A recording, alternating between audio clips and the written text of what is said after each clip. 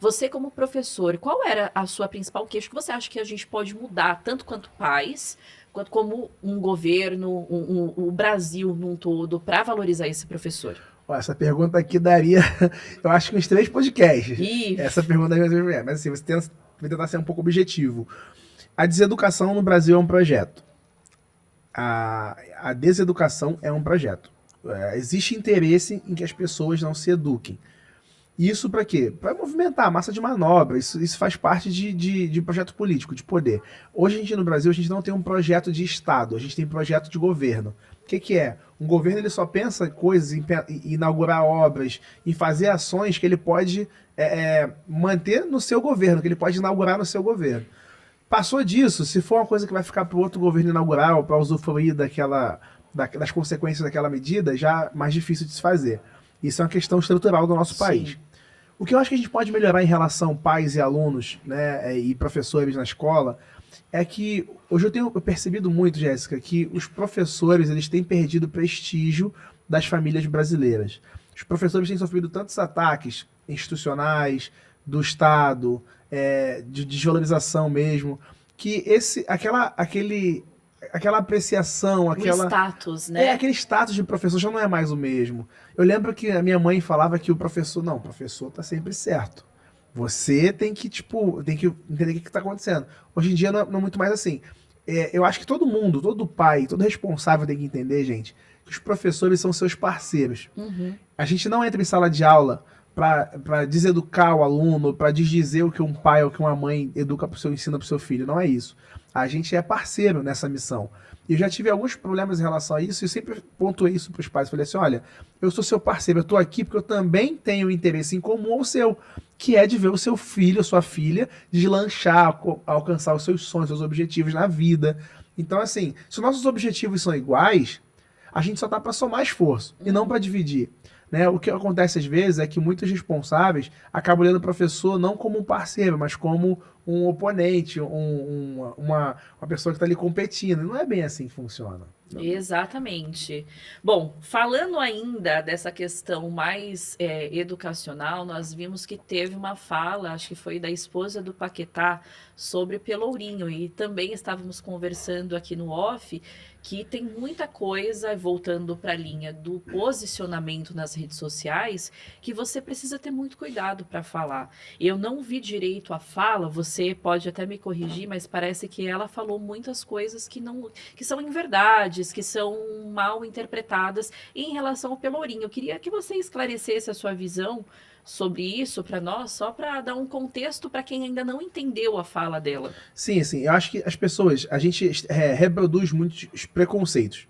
E o que é preconceito? Preconceito é uma ideia preconcebida. Você não sabe sobre determinado assunto, você não vivenciou determinada situação, mas você já tem uma opinião formada sobre aquilo. Isso é preconceito na sua forma mais simples É um da coisa. É um pré-conceito pré-conceito. sobre alguma coisa. Sim. Por muito tempo, regiões negras do Brasil são vistas como regiões menores ou inferiores. Isso acontece no Pelourinho, em Salvador. Isso acontece em Madureira, no Rio de Janeiro. Isso acontece num bairro negro aqui de São Paulo. Não sei exatamente qual bairro negro aqui de São Paulo, mas deve ter algum bairro que seja mais periférico Muito, que sim. vai sofrer da mesma coisa. Então as pessoas elas vão associar esses bairros que são negros à insegurança, a assalto, a violência, às Violência. ausências que tem naquele lugar. Quando isso acontece em qualquer região da cidade. O Pelourinho, em Salvador, ele tem uma função, ele é patrimônio imaterial da humanidade. O Pelourinho, em Salvador, ele tem uma função muito importante, que é de trazer, de relembrar, de não deixar a gente esquecer o nosso passado.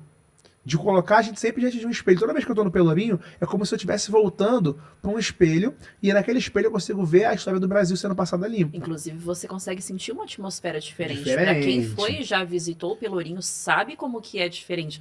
A cada Sim. lugar que você anda, você vê o registro histórico que é. Você consegue viver, voltar para aquela época e sentir o que estava Total. acontecendo. O Pelourinho, ele é uma região muito importante por quê? ele tem esse nome porque é onde ficava um mastro de madeira, né, muito alto. Pessoas escravizadas eram amarradas a esse mastro e açoitadas em praça pública.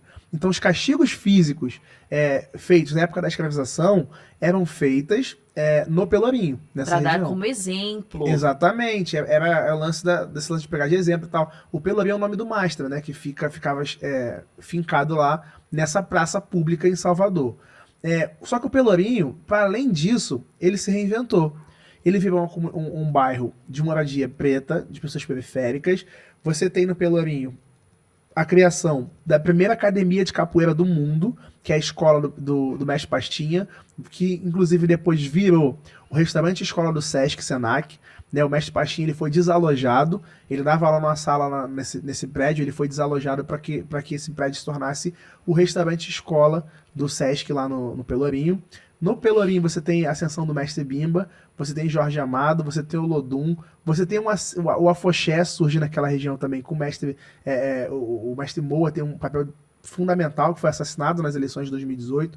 Então, assim, o Pelourinho... Uma riqueza de artes cultural locais, muito. Gigantesca, muito. assim. E acho que Salvador é uma das cidades que mais pulsa cultura no Brasil, né? A Bahia, em geral. Eu costumo dizer que o Recôncavo Baiano, por exemplo, é o berço da cultura afro-brasileira no país, assim. Você tem muita coisa que nasce lá, o samba de roda, samba chula, enfim, várias manifestações culturais, o maculelê, que surgem no Recôncavo Baiano e vão ganhando espaço no mundo, assim. Então, assim, o Pelourinho tem uma função social muito importante, mas aí a pessoa, quando vai falar de Pelourinho, ela vai falar de quê? Da violência, que tem em qualquer lugar do mundo. Né? Pickpocket, como chamam aí, tem em qualquer lugar do mundo, não era só no Pelourinho. Engraçado que as pickpockets europeias não têm o peso que o resto do mundo tem. Um país de terceiro mundo, quando nós falamos no Brasil, as pickpockets são romantizadas até, viram conteúdo divertido. Sim. Engraçado isso, pois né? Por que será que uma pickpocket, que às vezes muitas vezes uma mulher branca lá da Europa, vai virar... Zara.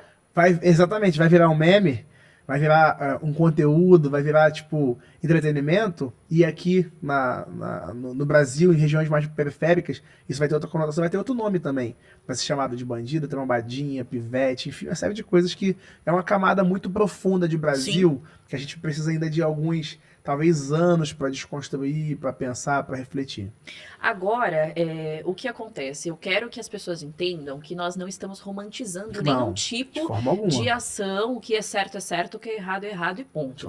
Agora, o que eu tô querendo pontuar aqui, que o Buda sabiamente também já falou sobre isso comigo, é que você precisa ter esse embasamento para falar sobre alguma coisa, precisa ter a responsabilidade, porque o que você fala atinge muita gente, e principalmente, quando nós estávamos falando antes do programa começar, eu ainda virei para ele e falei, eu não tenho coragem de me posicionar, porque eu sou branca do olho claro e eu vou escutar que não eu não posso falar sobre isso por conta de validação, de lugar de fala. E aí você me deu uma perspectiva muito inteligente, que eu queria até que você passasse para a galera. Todo mundo tem lugar de fala sobre todos os assuntos. A questão é, para quem que você está comunicando, né? Não cabe a mim, Buda, um homem, ensinar nenhuma mulher sobre feminismo. Mas eu preciso falar, me inteirar sobre o assunto. E como é que eu vou fazer isso? Eu vou fazer isso com meus pares. Eu vou falar sobre feminismo para os homens, né, que me acompanham, que me seguem e tudo mais. Eu vou me policiar e tomar conta das minhas atitudes para que eu não reproduza alguns comportamentos, né? Não tô tipo, isento disso. Uhum. Sou um homem criado numa sociedade patriarcal que vai reproduzir comportamentos do patriarcado. Entendo. Quando eu lido com esses comportamentos, eu tento tratar em terapia, e pensar sobre, refletir e aprender com isso. E esse é o meu lugar de fala. Na questão da negritude é a mesma coisa. Todos nós precisamos falar sobre isso. Ser antirracista não é uma tarefa de pessoas negras. Exato. Não foram as pessoas negras que criaram o racismo. Foram as pessoas brancas. E elas precisam resolver o problema que elas mesmas criaram, sendo antirracistas. E isso acontece de que forma? Não é assumindo o protagonismo das pessoas negras, não é falar assim, olha, eu vou fazer uma publicidade no Dia da Consciência Negra para dizer que eu, branca, sou uma pessoa evoluída. Não é assim que funciona. É você entender que o protagonismo tem que ser dado para pessoas pretas, que você é privilegiado, e você vai falar para os seus pares. Eu falo assim, mano, se eu sou uma pessoa branca, eu vou falar para outras pessoas brancas que não atingiram meu nível de consciência sobre esse assunto, do que eu acho, do que eu penso sobre isso, do que eu já aprendi sobre esse assunto. Então todo mundo tem algum lugar de fala, né? A questão é para quem que você fala. Perfeito. Agora, você tem um posicionamento muito centrado, muito consciente, e você me parece que sempre carregou esse lado por ser um professor, por vir dessa formação. Você levou isso para o BBB quando você participou? Você tinha essa na cabeça essa ideia de posição, de gerenciamento de crise, ou lá dentro realmente você perde a noção, a perspectiva do que está acontecendo, do certo e errado? Olha, não, eu não levei o professor pra lá, pra dentro da casa, né? Eu sabia, porque assim, a gente não é professor 24 horas por dia. Ser professor é minha profissão.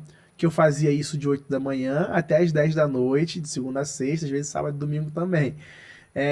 Mas é minha profissão. Mas quando eu chegava em casa, abria a minha porta lá, fechava a minha porta e tirava o meu sapato, eu não era mais o professor, eu só era o ser humano, o Lucas, como qualquer outra pessoa.